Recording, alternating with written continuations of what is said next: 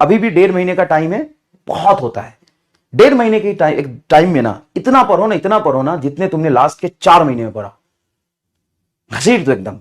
बात आती है लक्ष्य वाले बच्चों की। अरे भूल ही गया था, बोर्ड का पेपर कैसा गया भाई तुम लोगों का? चलो जैसा भी गया होगा बोर्ड का पेपर छोड़ो, अच्छे नंबर हो जाएंगे, पास कर जाओगे। अब नीट की तैयारी शुरू करो।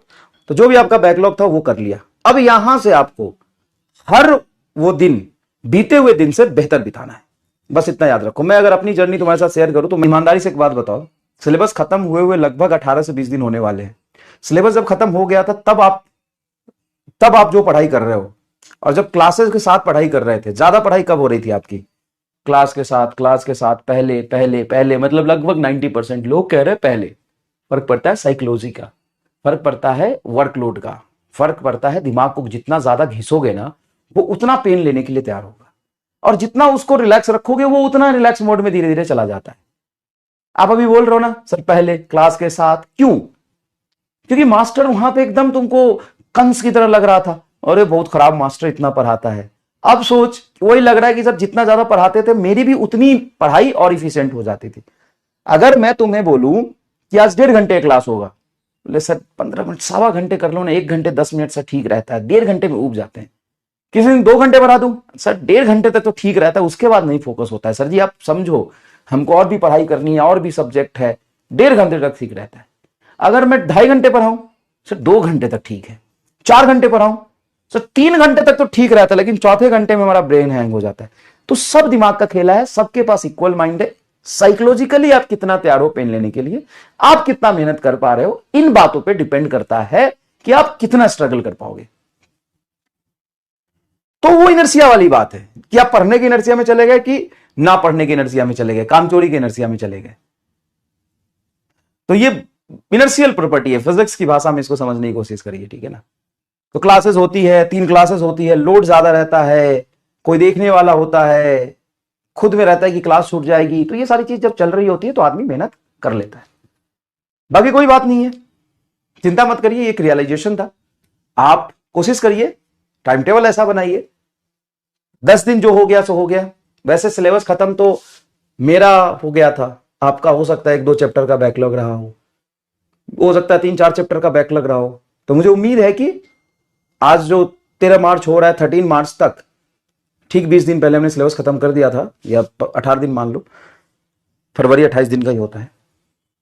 तो जो भी आपका बैकलॉग था वो कर लिया। अब यहां से आपको हर वो दिन बीते हुए दिन से बेहतर बिताना है, बस इतना याद रखो। मैं अगर अपनी जर्नी तुम्हारे साथ शेयर करूं तो मैं कैसे पढ़ाई करता था।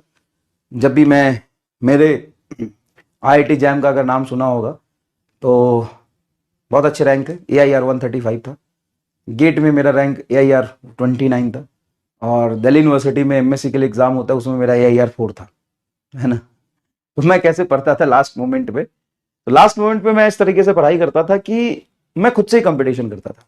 मैं आज 4 घंटे पढ़ रहा हूं, 40 पेज पढ़ रहा हूं, 20 पेज लिख रहा हूं, तो अगले दिन मैं सोचता था कि मैं 1 पेज ज्यादा पढ़ूंगा, 1 क्वेश्चन ज्यादा सॉल्व करूंगा। और जब तक आज मैंने अगर 20 पेज लिखे हैं रफ पे, तो जब तक मैं 21 पेज नहीं लिखूंगा ना तब तक मैं खत्म नहीं करूंगा। जब तक मैं 21 पेज नहीं लिखूंगा तब तक मैं खत्म नहीं करूंगा। ये मेरा चैलेंज होता था खुद से। चाहे कुछ भी हो जाए, दुनिया इधर से उधर हो जाए, मैं जब 1 पेज एक्स्ट्रा नहीं लिखूंगा जितना मैंने कल लिखा था, तब तक मैं रिलैक्स नहीं करूंगा। थोड़ा ऐसे करते करते तो कहां पहुंच जाएंगे फिर। अब इसी को तो ग्रोथ कहते हैं, इसी को तो आगे बढ़ना कहते हैं। एक दिन में चमत्कार नहीं होता है, धीरे धीरे आप इंप्रूव करते हो, धीरे धीरे आप ग्रोथ की तरफ जाते हो, है ना? तो याद रखिएगा कि हर उस दिन को बीते हुए, मतलब अपने हर दिन को बीते हुए दिन से, बीते हुए कल से बेहतर बनाइए। अपने हर दिन को बीते हुए कल से बेहतर बनाइए, ठीक है? 630 से 430 आगे कोई बात नहीं, फिर 630 तक जाएगा। 630 भी तो तुम्हारे ही आ रहे थे ना। हो सकता है किसी भी चीज से, घबराहट से, किसी इसी मिस्टेक से, किसी रिवीजन की स्ट्रेटजी से, किसी भी वजह से, या पेपर टफ होने की वजह से नीचे आया हो, एनालिसिस करो, ऊपर ले जाओ, कोई दिक्कत नहीं है, ठीक है? भरेंगे, नंबर भी भरेंगे। तो इस तरीके से पढ़ाई करिए कि आज का दिन बीते हुए कल से बेहतर हो। बस एक सवाल ज्यादा करो, NCERT की एक लाइन ज्यादा पढ़ो, एक रफ पेज में ज्यादा लिखो, कुछ भी करो, लेकिन बीते हुए कल से आज का दिन तुम्हारा बेहतर होना चाहिए। खुद से कंपटीशन करो, खुद की एनालिसिस करो, आगे बढ़ो। अभी भी 1.5 महीने का टाइम है, बहुत होता है। डेढ़ महीने की टाइम में ना इतना पढ़ो ना जितने तुमने लास्ट के 4 महीने में पढ़ा।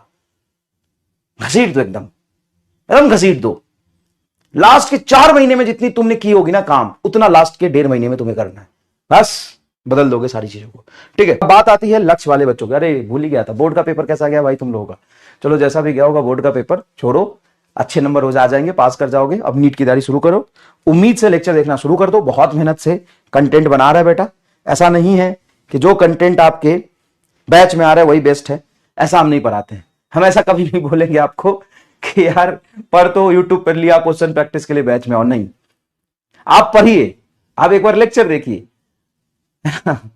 तो ऐसा बिल्कुल भी नहीं है। जितना बैच में पढ़ाते हैं लगभग उतना ही आपको वहां भी पढ़ा देंगे, कोई टेंशन नहीं आएगा आपको। ठीक है, ठीक है भाई, समझ गए क्या? तो आप आराम से 11th वाला चीज आप यूट्यूब पे देख सकते हो, सब कुछ उसमें क्वेश्चन प्रैक्टिस उससे ज्यादा हो ही नहीं सकता जितना करा दिया मैंने। भले वो 5 घंटे का लेक्चर, 6 घंटे का लेक्चर, 7 घंटे का लेक्चर, लेकिन आपको देखने में बहुत समय लगेगा। ठीक है, we will cover experimental physics also in this batch, no problem at all, I will cover. चिंता मत करो, अभी 1.5 महीना है, क्लासेस चलती रहेंगी, है ना। 1-2 दिन के गैप में, इंटरवल में क्लासेस आपकी चलती रहेगी। ठीक है, शुरू करते हैं। ठीक है, तो भाई उम्मीद बुरा पढ़ा रहा हूं, नहीं पढ़ा था तुम्हारे बैच में पढ़ा था तो उसको कवर करो। ठीक है, बहुत मेहनत से बनाई है।